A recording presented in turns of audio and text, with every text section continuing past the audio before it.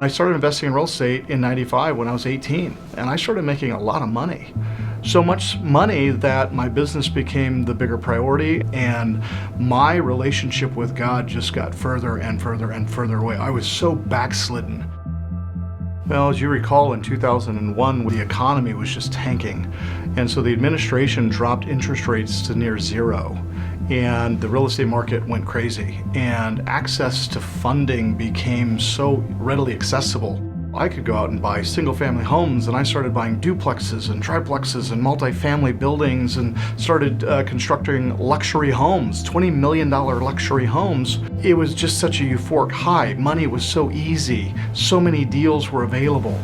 The success of my company at that time was astronomical, at least on paper. And I just got caught up in it.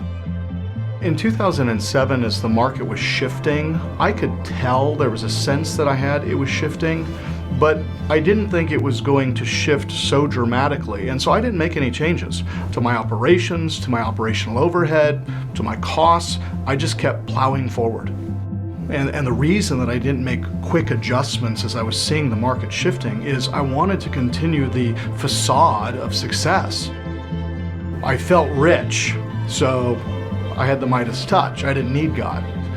I needed to keep my God, which was money, which was mammon, which was success. And when God took that away, He was the only thing I had left. In late 2007, 2008, as all of our available lines of credit had dried up, banks were no longer honoring construction loans, and many of our tenants had even stopped paying their rents, we had no income. And in one day, I had to lay off 65 employees out of 69.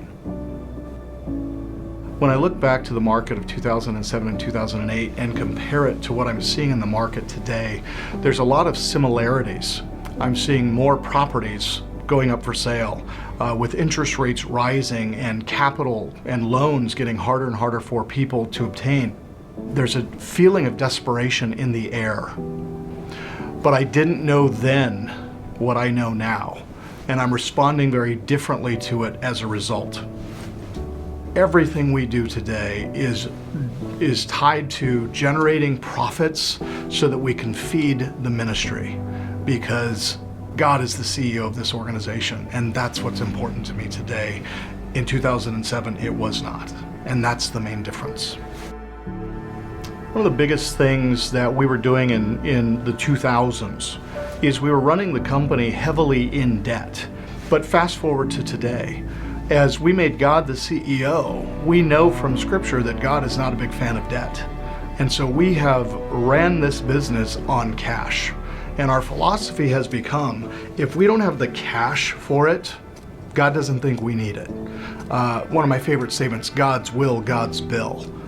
So we don't take debt, we don't take lines of credit. And if we don't have the profits to invest in the new opportunity or the new piece of equipment, we don't buy it. In a recessionary downturn where we're seeing revenues declining, we're going to have to make some difficult decisions.